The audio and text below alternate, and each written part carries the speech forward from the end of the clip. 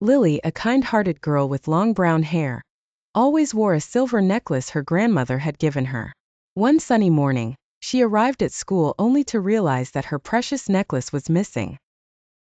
Distressed, she fumbled through her backpack, searching every nook and cranny but to no avail. As she sat at her desk, tears welled up in her eyes.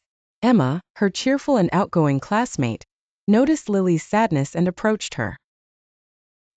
Lily, what's wrong?" she asked with a bright smile. Lily looked up, her voice barely a whisper. "I lost my favorite necklace. I had it this morning, but now it's gone." "Oh no, that's terrible," Emma exclaimed, her eyes wide in surprise. "Have you checked your bag?" "Yes, I looked everywhere. I really hope I find it," Lily replied, a hint of despair in her voice. The school day dragged on, and although Emma continued to chat and laugh with other classmates, her eyes occasionally flicked toward Lily, who remained despondent. By the time school ended, Lily's hope of finding her necklace seemed as distant as ever. The next morning, Lily went straight to their kind teacher, Mrs. Smith. "Mrs. Smith, I lost my necklace. Can you help me?" she asked, her eyes pleading. Mrs. Smith, always gentle and caring, nodded. "Of course, Lily. Let's look for it together." They began searching the classroom, overturning every stone but finding nothing. "Let's ask everyone in class if they saw it," Mrs. Smith suggested. When the students had gathered, Mrs. Smith addressed them. "Everyone, Lily lost her necklace. Did anyone see it?" The classroom buzzed with murmurs and head shakes. Emma, standing at the back, looked nervously around but said nothing. Mrs. Smith's eyes narrowed slightly as she turned to Emma. "Emma, do you have something to say?" Emma's face flushed as she stammered.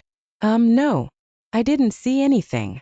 Just then, Mrs. Smith noticed a glint under Emma's desk. She walked over and pointed. "What is that under your desk, Emma?"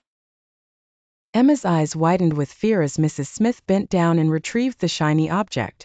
"This looks like Lily's necklace," Mrs. Smith declared, holding it up. Lily's eyes sparkled with relief. "Yes, that's mine." Emma's lower lip trembled. I found it," she said meekly. Mrs. Smith's voice was firm but kind. "Emma, it is not right to take someone else's things.